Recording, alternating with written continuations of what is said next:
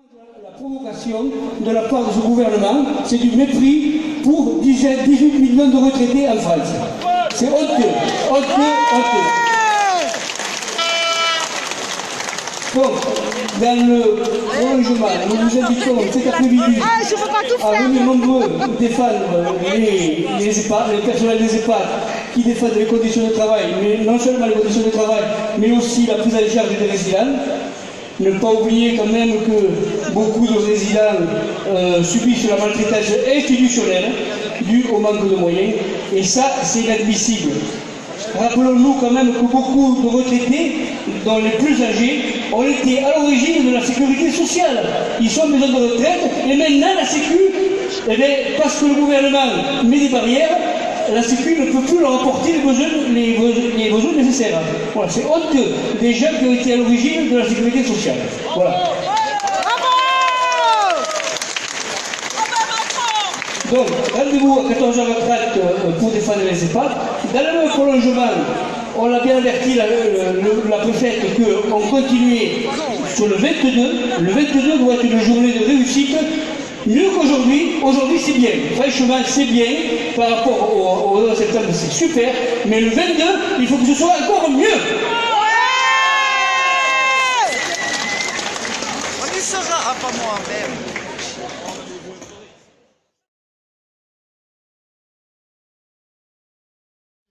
Beaucoup de retraités dans la rue.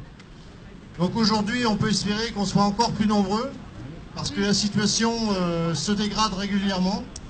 Depuis le 28 septembre, le gouvernement n'a réagi que par le silence et le mépris vis-à-vis des retraités. Donc aujourd'hui, nous sommes là à nouveau pour reprendre toutes nos revendications, celles qui concernent bien sûr l'augmentation de la CSG, mais bien au-delà, tout ce qui concerne les pensions. Et nous allons lire dans quelques instants, donc je vais passer le micro à Françoise, qui va lire le texte intersyndical pour cette journée.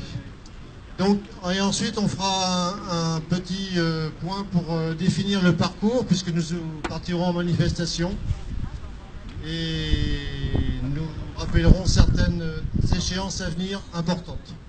Voilà, merci. Donc je passe le micro à Françoise pour l'intersyndicale. Bonjour à toutes et à tous. Depuis le 1er janvier de cette année, comme vient de le dire Jean-Pierre, la CSG a augmenté de 1,7 points. Cette augmentation de 25% de la CSG provoque une baisse des revenus de plusieurs centaines d'euros par an pour tous les retraités touchant plus de 1 200 euros mensuels. Quelques exemples de ces retraités, entre guillemets, nantis et privilégiés.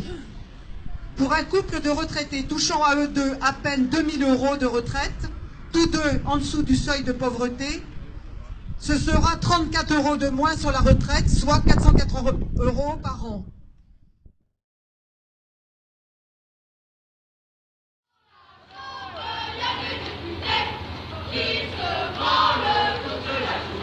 C'est excellent.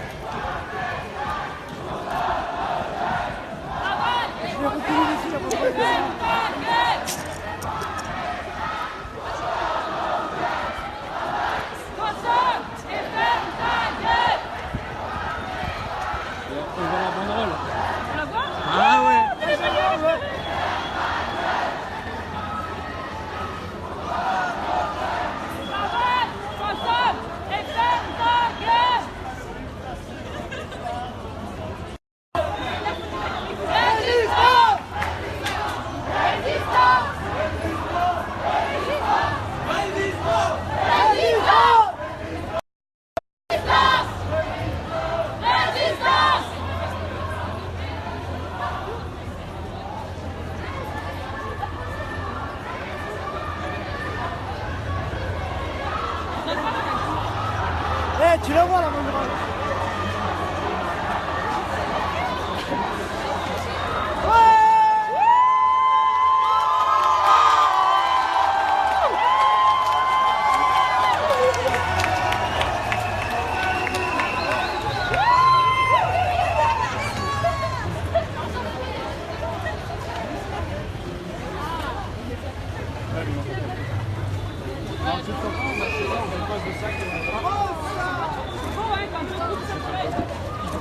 Notre citoyen, citoyen en colère. Bonjour. Vous êtes trop en direct.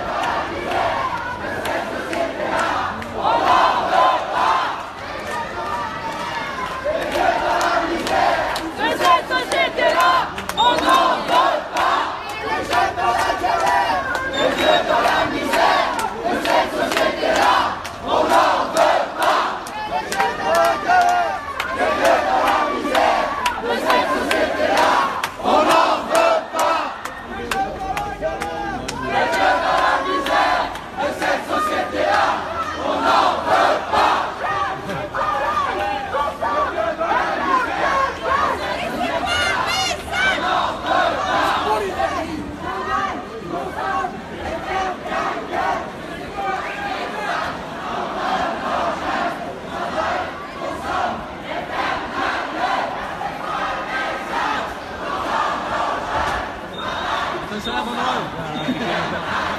Ça venait d'où? Je suis tout seul, là. Ils sont où?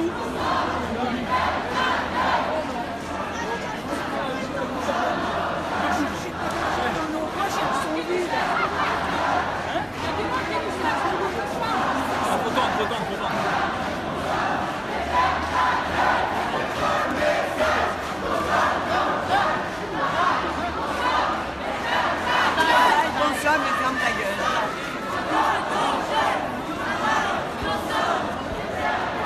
Mais ça commence à sortir.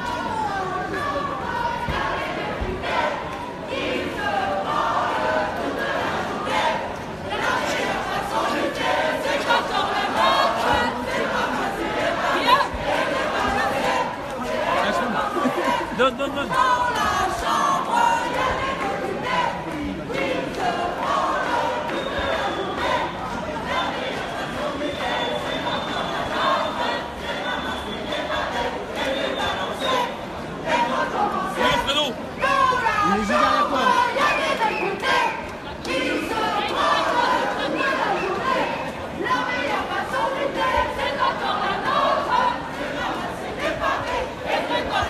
Moi je t'ai retraité drôle, c'était bien moi j'ai pas.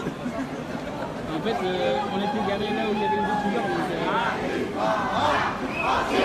Anticapitaliste, anticapitaliste,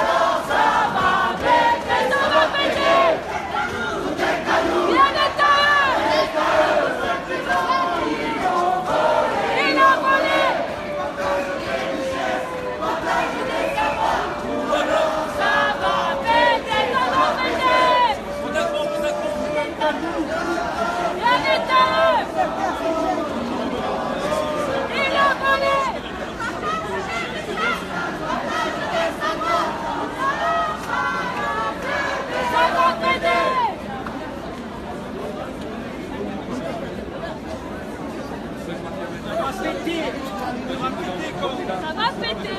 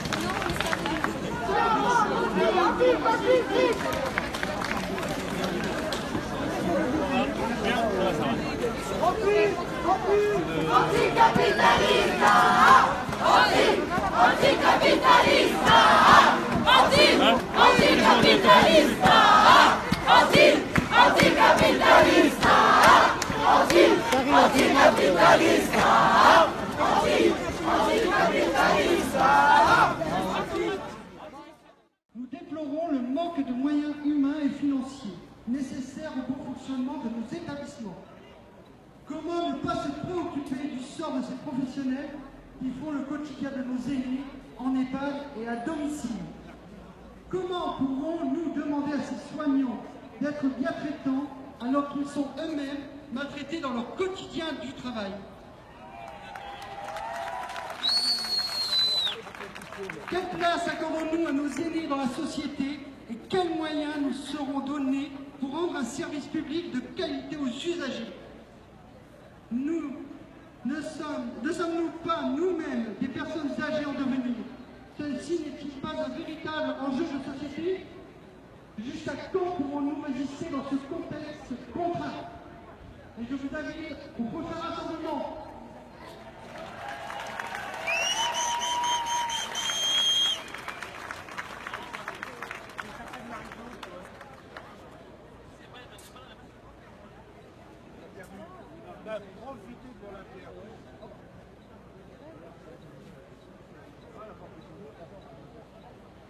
Bonjour et merci d'être très nombreux. Je représente l'association des...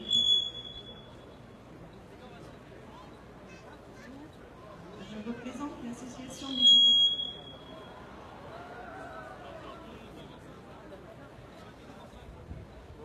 représente l'association des directeurs au service des personnes âgées, demi-directeur en toute la France, qui dirige des établissements et des services à domicile.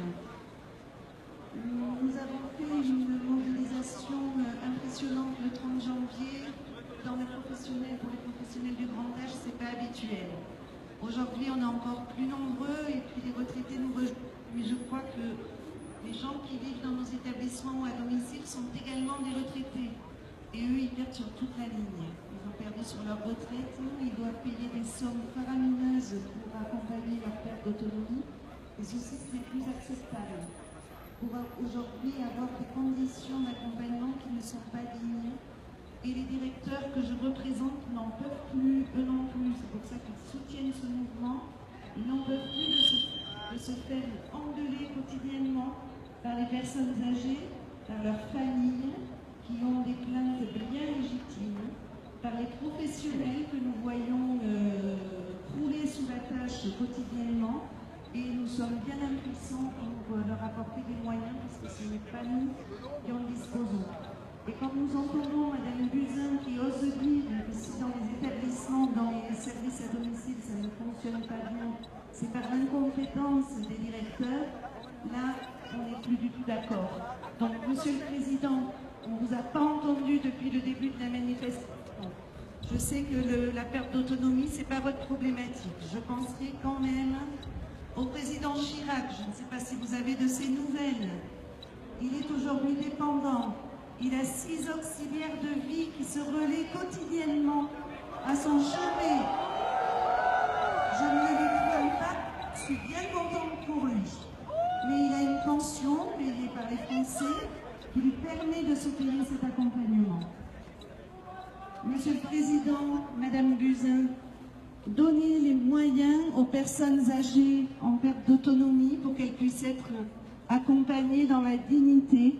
Donnez les moyens aux établissements, donnez les moyens à domicile pour qu'enfin les personnes âgées fragiles aient vraiment, comme vous le souhaitez, dans la charte des droits et libertés de la personne accueillie, le libre choix de vieillir comme elle le souhaite, soit à domicile, soit en établissement. Et qu'elle ne soit pas obligée de renoncer à l'entrée en EHPAD car le prix n'est plus soutenable, et pour des conditions aussi d'accompagnement qui ne sont pas acceptables non plus. Donc merci à tous pour votre mobilisation.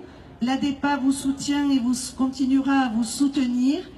Et Madame Buzyn, n'oubliez pas que Madame Iborra et Madame Fiat, députée et membre de la Commission des Affaires sociales, a sorti un rapport pas plus tard qu'hier qui montre et qui démontre encore une fois ce que je suis en train de dire.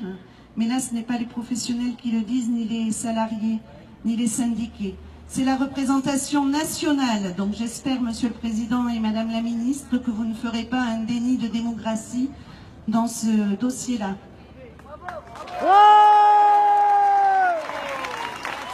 Si un représentant de l'UNICEF peut prendre la parole.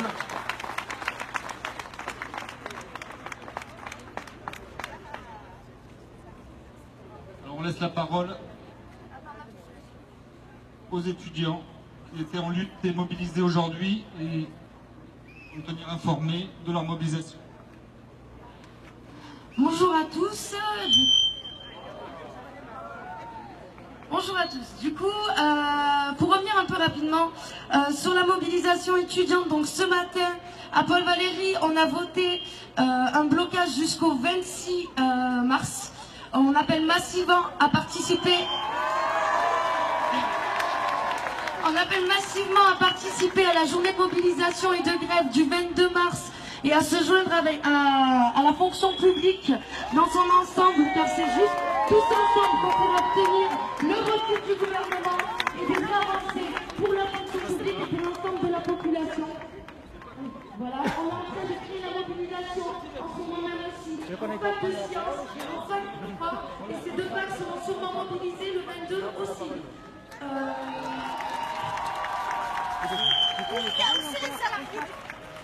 Donc voilà, pour nous, tout le monde est en bas en ce moment. Mais oui, non plus, c'est étudiants. Si, ouais, ça, tu rigoles, non, syndicat des étudiants, tu rigoles quoi. Du coup, pour nous les étudiants, c'était vraiment important d'être présents massivement aujourd'hui à cette journée de mobilisation des EHPAD et des retraités parce qu'on subit tous les mêmes conséquences d'austérité budgétaire que met en place le gouvernement et les gouvernements qui sont succédés depuis 30-40 années et qui nous mettent dans une situation de précarité énorme, l'ensemble de la population, que ce soit les retraités, que ce ce soit les travailleurs ou les étudiants. Et donc il est essentiel qu'on travaille tous ensemble à la convergence des luttes et qu'on se mobilise massivement pour faire reculer le gouvernement. Pour financer la mobilisation étudiante, nous avons quelques pièces de grève. Nous appelons tout le monde à participer à cette grève pour qu'on puisse continuer à payer des chèques pour bloquer la fac, ça coûte cher aussi, etc. Donc on espère que vous allez participer massivement à notre caisse de grève. Vous pouvez donner aux deux personnes qui sont à côté de moi. Voilà. Et pour les étudiants qui sont présents, mais aussi toutes les autres personnes, si vous voulez continuer à vous mobiliser aujourd'hui, il y a des anti-bloqueurs qui essayent de virer les camarades qui tiennent les piquets de grève. Donc on propose de retourner réaccueillir notre université et reprendre le contrôle de notre université pour amplifier la mobilisation. Voilà, bonne journée à tous.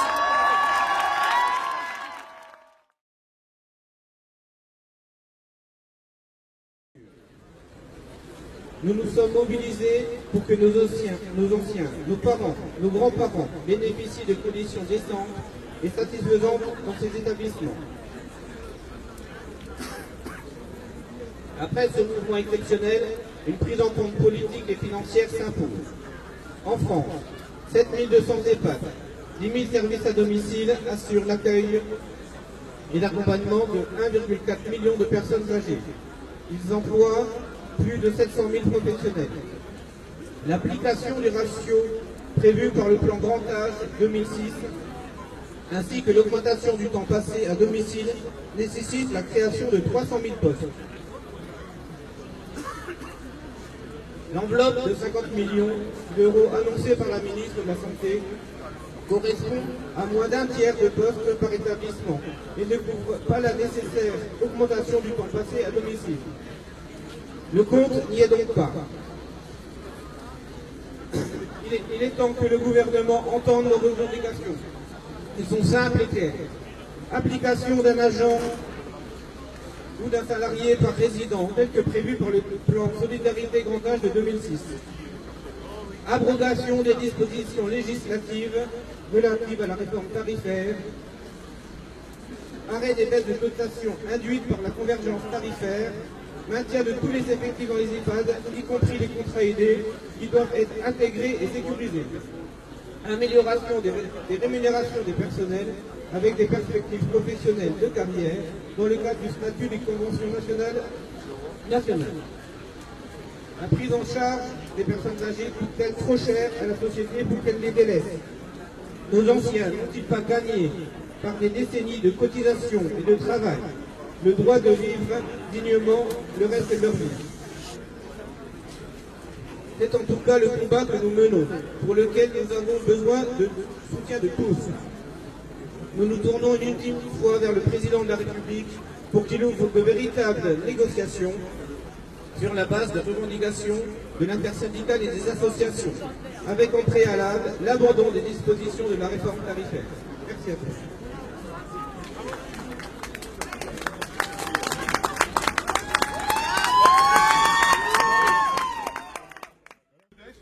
Ne devrait pas souffrir de la hausse de la CSG. On sait ce qu'il en est réellement. Le canard enchaîné, et on l'a vu aussi, souligne même, et nous avons pu le constater sur nos feuilles de pension, que la hausse de la CSG n'est pas de 1,7%, mais en fait de 1,83%, puisqu'elle est calculée sur le brut. Le mépris, c'est quand le président de la République pique dans nos poches pour donner, non pas aux jeunes, mais au patron du CAC 40, et qu'il nous dit assumer pleinement sa position.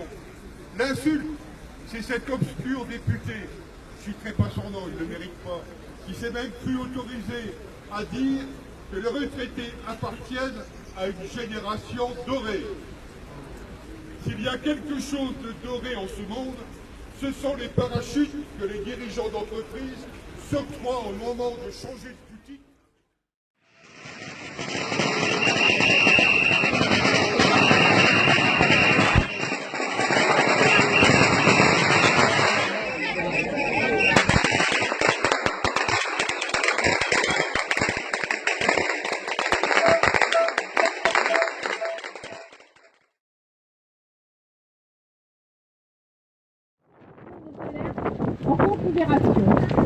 Ce qui nous amène à un point de rupture qui ne semblait pas mesurer la gravité. Les personnels sont à bout de souffle, les recrutements deviennent de plus en plus difficiles. Ceci devrait pourtant nous interpeller. Comment donner envie aux jeunes de choisir ces métiers, pourtant si beaux, lorsqu'on peut les exercer dans de bonnes conditions?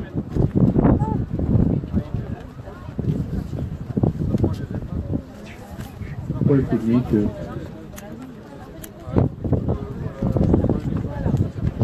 Excusez-moi.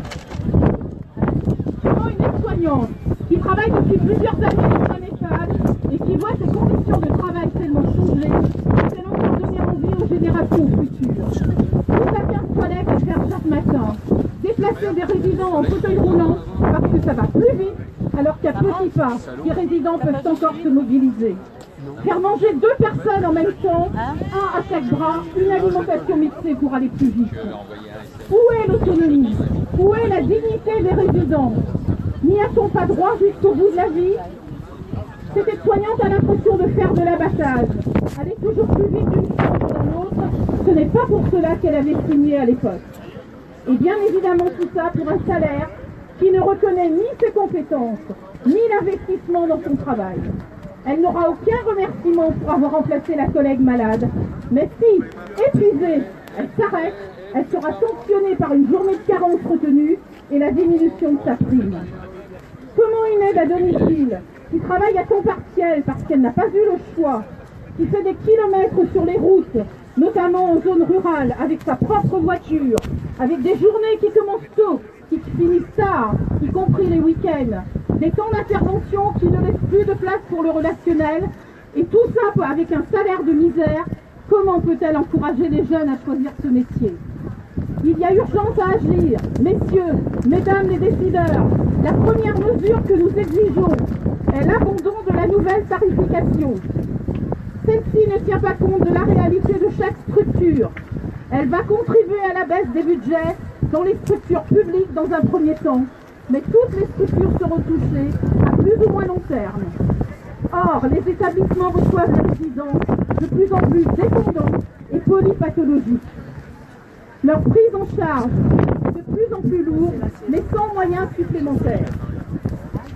Ce manque de moyens ne permet plus de prendre soin de nos aînés dans des conditions de dignité. Les conditions de travail des agents et salariés mettent leurs conditions physiques et morales en danger. Nos revendications sont claires.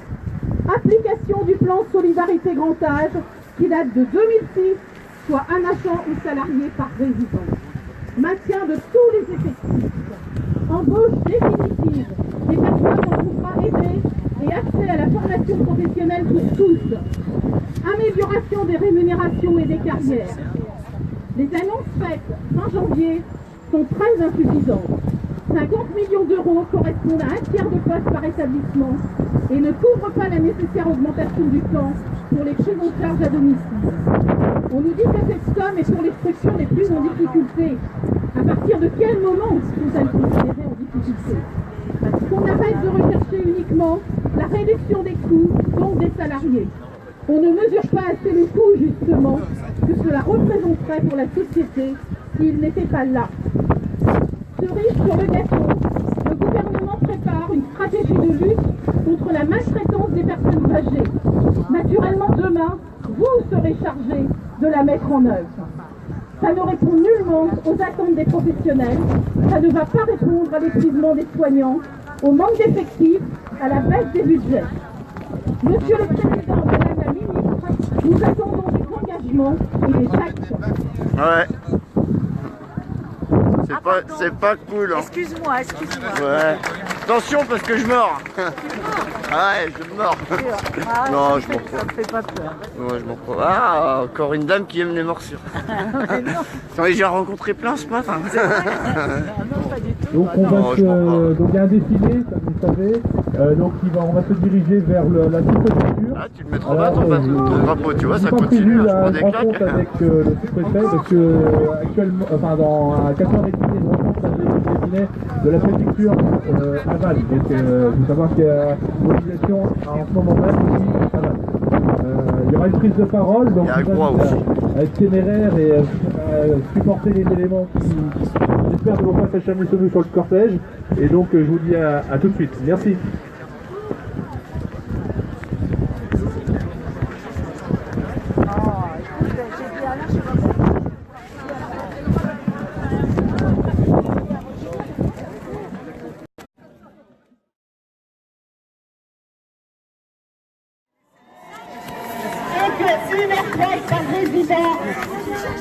Tout professionnel confondu est bien suffisant.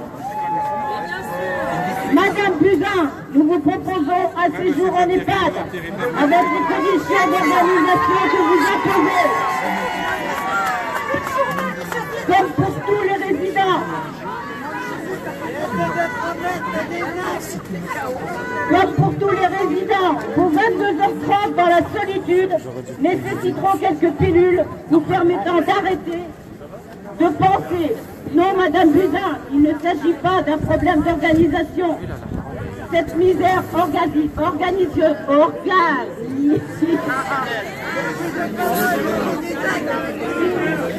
intolérable.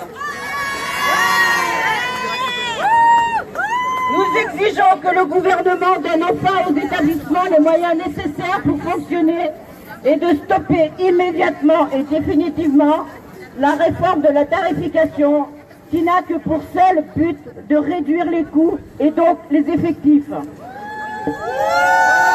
Pour la suite, Force ouvrière appelle au mouvement du 22 mars, qui est essentiel pour la continuité de la lutte. Le 31 janvier, l'intersyndicale de 7 fédérations de fonctionnaires ont décidé d'appeler à la grève pour s'opposer aux nouvelles mesures du gouvernement contre le service public, le statut et l'emploi. D'autres secteurs rejoignent cette date, les cheminots, les retraités, pour l'emploi et bien d'autres. Si nous voulons de vraies avancées, le gouvernement doit répondre à nos revendications.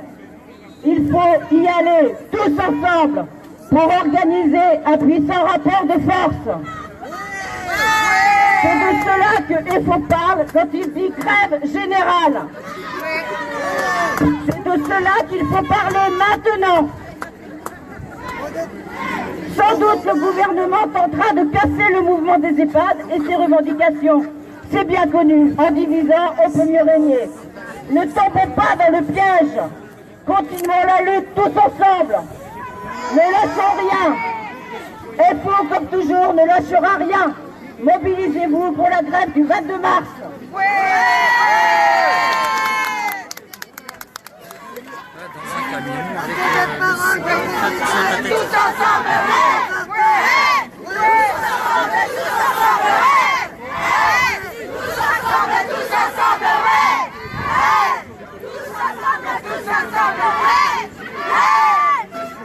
Le 30 janvier 2018, vous étiez nombreux à dénoncer le manque de moyens et de personnel dans les EHPAD, USSD, les services de soins et d'aide à domicile. L'ampleur de ce mouvement de grève a eu un fort retentissement médiatique du fait que vos conditions de travail dégradées ont un impact sur l'accompagnement de nos aînés. Suite à cette journée, la CFDT attendait au moins des réponses du président de la République, mais nous n'avons même pas été reçus. De nouveau, le syndicat CFDT Santé 79 est dans la rue, aux côtés des agents, des salariés, des familles, des citoyens et des autres organisations syndicales, pour faire entendre notre voix. Que ce soit du secteur privé ou du secteur public, le combat est identique, même si on peut penser que la première priorité devrait être la personne accueillie. Dans le secteur privé lucratif, cela n'est pas toujours le cas, il y a la priorité de la performance boursière. Le secteur public, les EHPAD et l'USSD n'est pas épargné par la course au rabais et pourtant les familles disent être étranglées par le reste à charge. Et tout cela pour un service qui n'est pas à la hauteur des attentes. Les personnes entrant dans l'institution sont toutes en difficulté. Soit le corps est abîmé et ne répond plus de la même façon que s'il était valide, soit les fonctions psychiques sont dénoncées. Et pourtant, le ratio de personnel vis-à-vis du nombre de résidents n'a guère évolué, et nous sommes très loin de ce qui devrait être la norme, un agent pour un résident. Le travailleur est placé devant des paradoxes tout au long de la journée, toujours aller vite, mais sans donner prise à la critique sur la brusquerie des gestes. Et pourtant, par nature, le travailleur peut respecter le rythme de la personne accueillie. La différence de rythme est conséquente entre celui qui a 30 ans et une personne accueillie qui n'a plus de 90. Quel que soit l'âge de la personne accueillie ou son degré de handicap, le temps pour s'en occuper est le même, le minimum possible. Le travailleur arrive en sachant qu'il a tant de personnes à s'occuper. Dès le début de la journée, le rythme est donné, aller vite et être efficace. Cela, nous n'en voulons plus.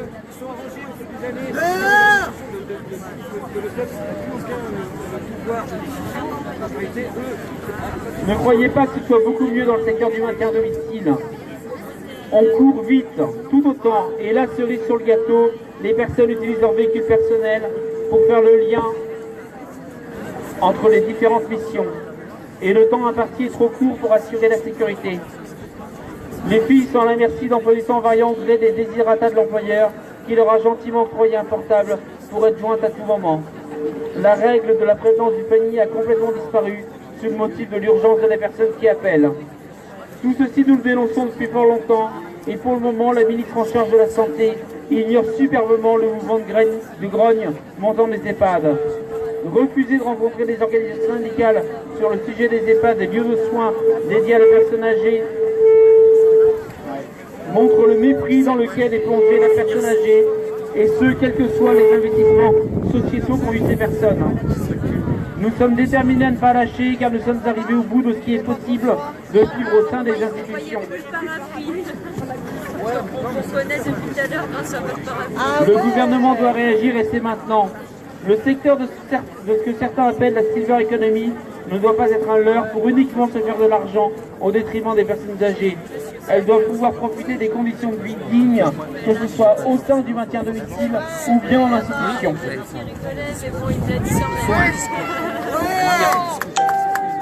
Bonjour à tous, bonjour aux agents, bonjour aux retraités, merci de participer au rassemblement.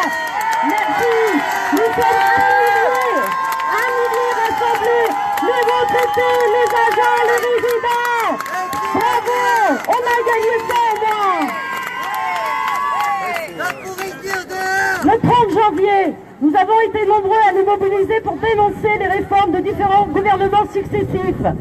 Responsables de la situation des EHPAD aujourd'hui et des services de soins à domicile en France, ne nous oublions pas. 500 à Niort le 30 janvier, 1000 aujourd'hui. Mouvement exceptionnel étant donné que c'était le premier, sans compter les rassemblements devant les EHPAD. Malgré cette grande mobilisation pour clamer l'amélioration des conditions de travail et la préservation de la dignité de nos aînés, le gouvernement et notamment la ministre de la Santé sont restés sourds. Ce qui pour nous est une forme de mépris. La ministre a annoncé qu'elle mettait un soi-disant médiateur.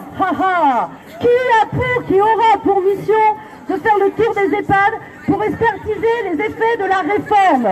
Oui, car Madame Buzyn vient de se rendre compte que cela va diminuer les recettes de 20 à 25%. Nous demandons qu'elle fasse le tour des EHPAD pour qu'elle puisse entendre les témoignages sur les conditions de travail et la prise en charge de nos aînés. La CGT a rencontré, elle, les agents, tant les aides-soignants, les agents de service, les cuisiniers, les secrétaires, des EHPAD privés comme publics, et nous avons entendu leur témoignage qui est parfois très accablant. Comment peut-on laisser des salariés dans des conditions de travail plus que dégradées? Comment peut-on laisser les résidents et les familles sans réponse? Madame Buzyn, lorsqu'elle dit sur Ouest France qu'il ne faut pas faire de généralité des problèmes existants dans les maisons de retraite, déplorant une forme d'EHPAD bashing, et oui, à l'emploi des termes durs, elle pense que nous mettons les EHPAD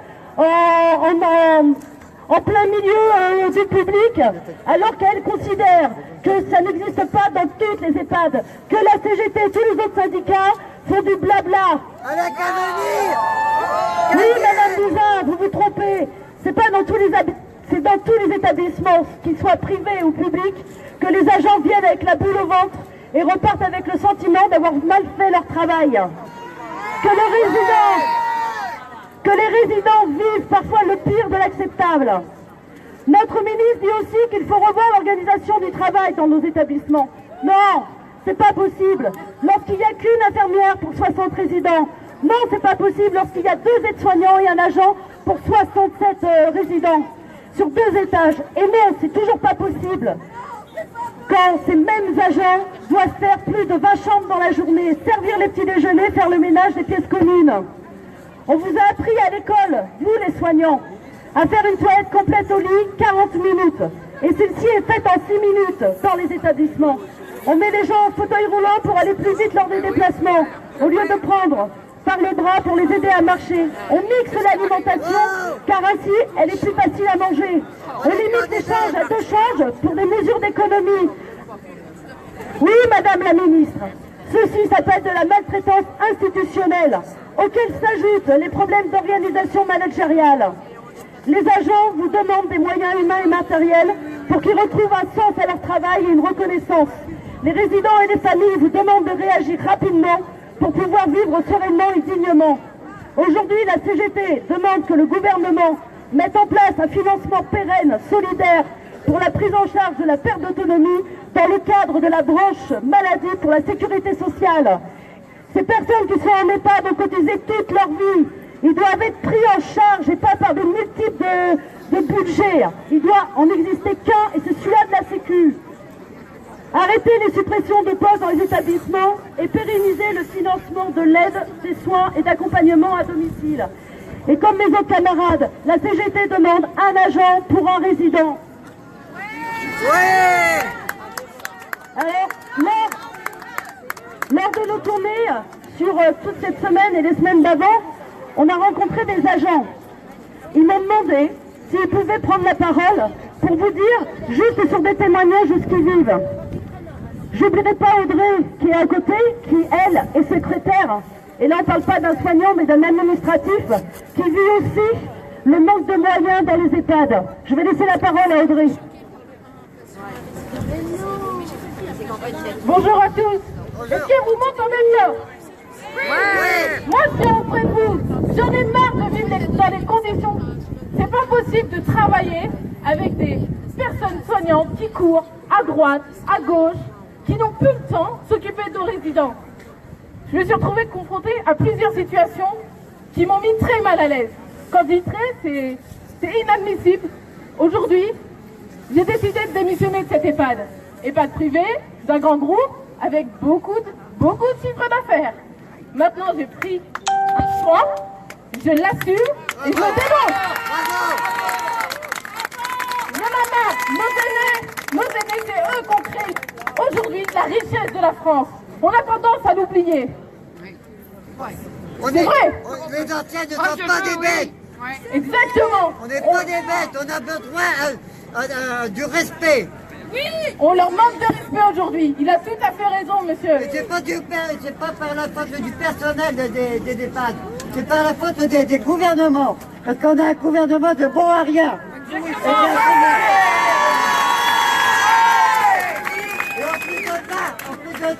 Et l'autre de nous traiter des feignants. Il avait qu'à travailler à notre époque.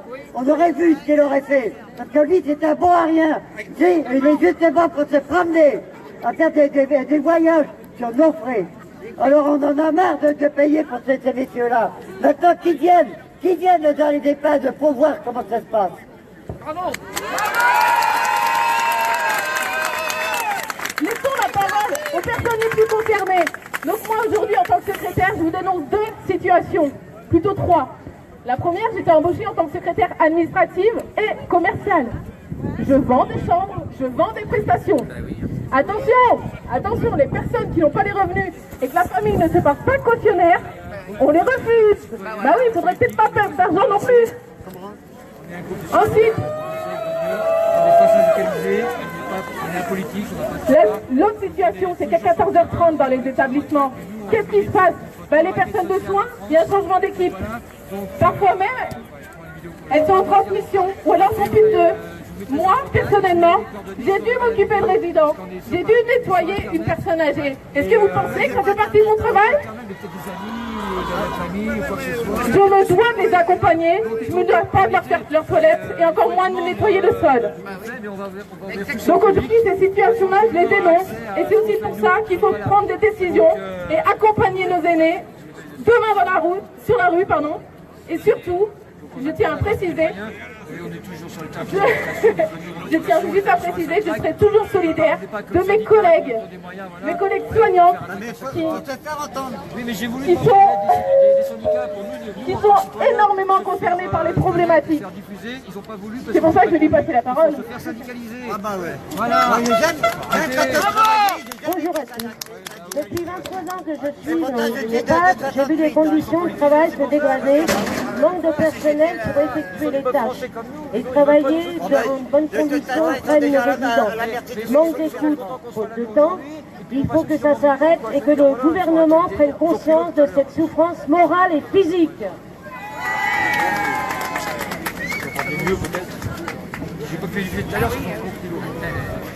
Donc maintenant, on sait que cette journée ne va pas suffire, enfin, à moins que, il faut qu'on revienne le 22 dans la rue, le 22 mars avec les hôpitaux, avec tous les services publics. Même s'il y a des privés, il faut venir tous ensemble, la solidarité fera avancer les choses. Mesdames, messieurs, moi je suis animatrice dans un EHPAD et art thérapeute sur un autre mission. Je voudrais juste dire que le coup de massue, franchement, je crois que ça a été lorsque le gouvernement nous a enlevé les 2 contrats à venir. Certes, c'est pas forcément des beaux contrats, mais c'était 2 personnes, en tout cas chez nous, 2 personnes qui travaillaient. Il y en avait une personne qui était au ménage et l'autre qui était en restauration. Aujourd'hui, il faut réorganiser tous les services pour pouvoir répondre à quelque chose d'à peu près pareil. Alors sans parler qu'il y a suffisamment de chômeurs, donc je pense que les 2 personnes étaient aussi bien à travailler chez nous. Mais en plus de ça, aujourd'hui, il faut encore rétablir, enfin, réorganiser le travail sur les autres. C'est les autres encore qui vont prendre ce travail en plus, sans parler que les résidents auront encore moins de temps auprès du personnel. Voilà. Merci.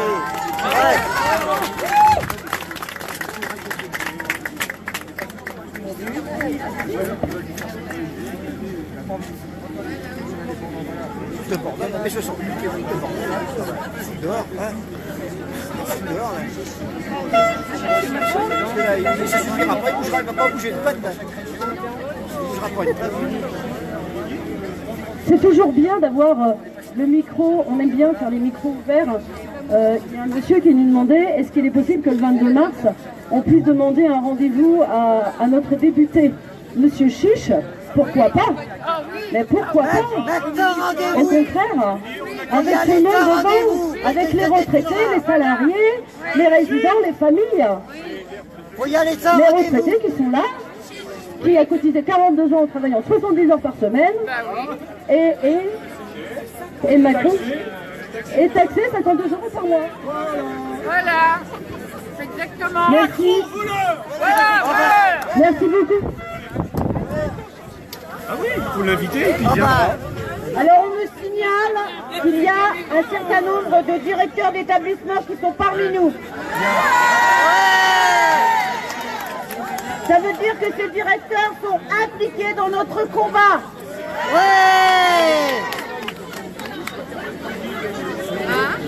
Est-ce qu'il y en a un qui veut prendre la parole? Non, le directeur d'établissement.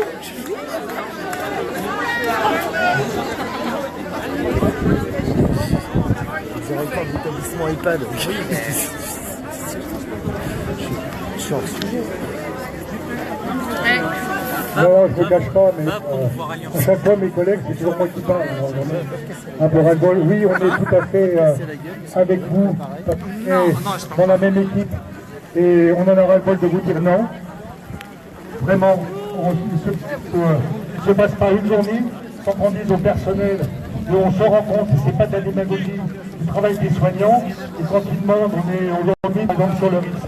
Ça nous oblige, parce qu'on n'a pas les moyens de vous le payer. Voilà, et l'État nous fait des leçons pour dire vous devriez les payer aussi fort que l'État. Et bien que l'État nous donne l'argent, qu'il nous donne les moyens. Et comme ça, ça ira beaucoup mieux et on sera beaucoup plus paisible pour s'occuper de nos résidents. Voilà, je voulais vous dire. Et il ne faut rien lâcher. Moi, Malgré cette grande mobilisation pour clamer l'amélioration des conditions de travail et la préservation de la dignité de nos aînés, le gouvernement et notamment la ministre de la Santé sont restés sourds, ce qui pour nous est une forme de mépris. La ministre a annoncé qu'elle mettait un soi-disant médiateur. Qui aura pour mission de faire le tour des EHPAD pour expertiser les effets de la réforme. Oui, car Mme Buzyn vient de se rendre compte que cela va diminuer les recettes de 20 à 25%. Nous demandons qu'elle fasse le tour des EHPAD pour qu'elle puisse entendre les témoignages sur les conditions de travail et la prise en charge de nos aînés. La CGT a rencontré, elle, les agents, tant les aides-soignants, les agents de service, les cuisiniers, les secrétaires, des EHPAD privés comme publics, et nous avons entendu leur témoignage qui est parfois très accablant. Comment peut-on laisser des salariés dans des conditions de travail plus que dégradées? Comment peut-on laisser les résidents et les familles sans réponse?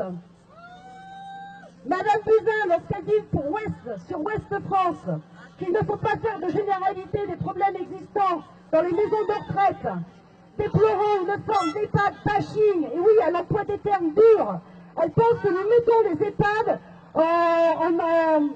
en plein milieu du public, alors qu'elle considère que ça n'existe pas dans toutes les EHPAD, que la CGT et tous les autres syndicats font du blabla. Oui, Madame Buzyn, vous vous trompez. C'est pas dans tous les établissements, qu'ils soient privés ou publics, que les agents viennent avec la boule au ventre et repartent avec le sentiment d'avoir mal fait leur travail. Que les résidents vivent parfois le pire de l'acceptable. Notre ministre dit aussi qu'il faut revoir l'organisation du travail dans nos établissements. Non, c'est pas possible. Lorsqu'il n'y a qu'une infirmière pour 60 résidents. Non, c'est pas possible lorsqu'il y a 2 aides-soignants et un agent pour 67 résidents sur 2 étages. Et non, c'est toujours pas possible. Quand ces mêmes agents doivent faire plus de 20 chambres dans la journée, servir les petits déjeuners, faire le ménage des pièces communes. On vous a appris à l'école, vous les soignants, à faire une toilette complète au lit, 40 minutes. Et celle-ci est faite à 6 minutes dans les établissements. On met les gens en fauteuil roulant pour aller plus vite lors des déplacements, au lieu de prendre par le bras pour les aider à marcher. On mixe l'alimentation, car ainsi, elle est plus facile à manger. On limite les charges à 2 choses pour des mesures d'économie. Oui, Madame la Ministre, ceci s'appelle de la maltraitance institutionnelle, auquel s'ajoutent les problèmes d'organisation managériale. Les agents vous demandent des moyens humains et matériels pour qu'ils retrouvent un sens à leur travail et une reconnaissance. Les résidents et les familles vous demandent de réagir rapidement pour pouvoir vivre sereinement et dignement. Aujourd'hui, la CGT demande que le gouvernement mette en place un financement pérenne, solidaire, pour la prise en charge de la perte d'autonomie dans le cadre de la branche maladie sur la sécurité sociale. Ces personnes qui sont en état de cotiser toute leur vie, ils doivent être pris en charge, et pas par de multiples de budgets. Il doit en exister qu'un, et c'est celui-là de la Sécu. Arrêter les suppressions de postes dans les établissements et pérenniser le financement de l'aide, du soin et d'accompagnement à domicile. Et comme les autres camarades, la CGT demande un agent pour un résident. Alors, lors de nos tournées, sur toute cette semaine et les semaines d'avant, on a rencontré des agents. Ils m'ont demandé s'ils pouvaient prendre la parole pour vous dire, juste sur des témoignages de ce qu'ils vivent.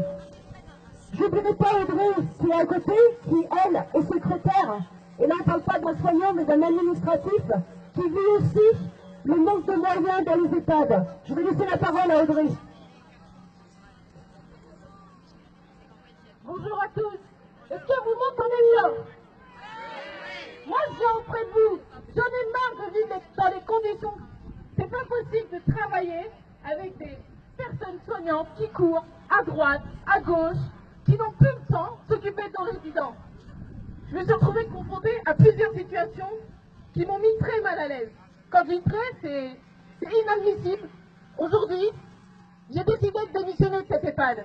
EHPAD privé, d'un grand groupe, avec beaucoup de chiffres d'affaires. Maintenant, j'ai pris force, je l'assume et je me dénonce. Nos aînés, c'est eux gaspillé. C'est vrai. Exactement. On leur manque de respect aujourd'hui. Il a tout à fait raison, monsieur. C'est pas par la faute du personnel des EHPAD. C'est par la faute des gouvernements. Parce qu'on a un gouvernement de bon à rien.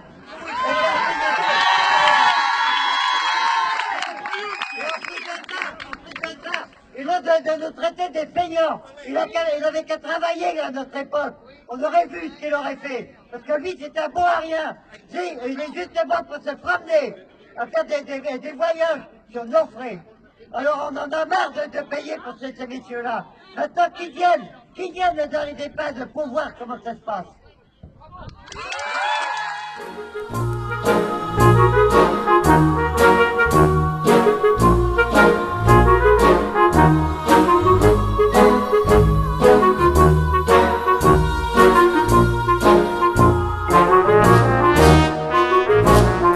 Allez salauds, chante à la gloire de la victoire du père Fouettard. Allez salauds, chante à la gloire de la victoire de la mère facho. On l'a vu venir même d'un seul œil, l'enfant maudit du père Cyclope, en s'écriant vivement dimanche, tournant les pages des livres, le petit livre blanc. Y a trop d'arabes dans mon pays, trop de musulmans, trop de pratiquants, pas assez de blancs, de bons chrétiens pour ramasser nos petites poubelles. On aime le vin, le saucisson, les vraies valeurs de la nation que l'on marine dans la potion pour faire pâlir l'islam, pour faire pâlir l'islam. Les bonnes recettes du pot-au-feu que l'on cuisine dans notre histoire. Même la Saint-Barth et la Shoah n'ont pas rendu ces gens moins sombres. Qu'on les opprime, qu'on les enferme dans leur ghetto comme dans leur camp. Voilà ce que pensent nos dirigeants jusqu'à ce que mort s'en suive, jusqu'à ce que mort s'en suive. Allez salauds, chante à la gloire de la victoire du père Fouettard. Allez salauds, chante à la gloire de la victoire de la mère facho. Que l'on libère nos langues de pute qui donnent la voix aux députins, à ces ministres qui chantent en chœur les pires chansons du front, les pires chansons du front. À ces penseurs par intérim qui crèvent l'écran à coups de haine et qui nous vendent à coups de peur tout le bonheur d'un père fasciste. Je veux vous dire comme je vous aime, je vous châtie de tout mon cœur, en espérant qu'un jour prochain vous vivrez comme des chiens, vous vivrez comme des chiens. J'ai trop d'amour pour ce pays, pour le lâcher entre vos mains, tout entaché d'une âme impure. Je grave ces mots dans vos sillons. Allez chanter vos vieilles rengaines, vous esclaver de vos slogans, vous endormir sur vos prières pour que demain soit pire, pour que demain soit pire. Allez salauds, chante à la gloire de la victoire du père Fouettard. Allez salauds, chante à la gloire de la victoire de la mère facho. Mais où sont-ils nos bien-pensants pour bâillonner la femme sans tête? Vos grands penseurs de l'Élysée ne sont pas dignes de France, ne sont pas dignes de France. Je dirai tout ce que j'ai sur le cœur et peu m'importe ce que ça me coûtera. La liberté en ligne de mire sera mon seul chemin de croix. Je vous salue bande de salauds, vous et vos pères les faux dévots, les fous de guerre et les fachos, et vous les bons à rien, et vous les bons à rien. Allez salauds, chante à la gloire de la victoire du père Fouettard. Allez salauds, chante à la gloire de la victoire de la mère facho. Je vous salue bande de salauds, vous et vos pères les faux dévots, les fous de guerre et les fachos, et vous les bons à rien.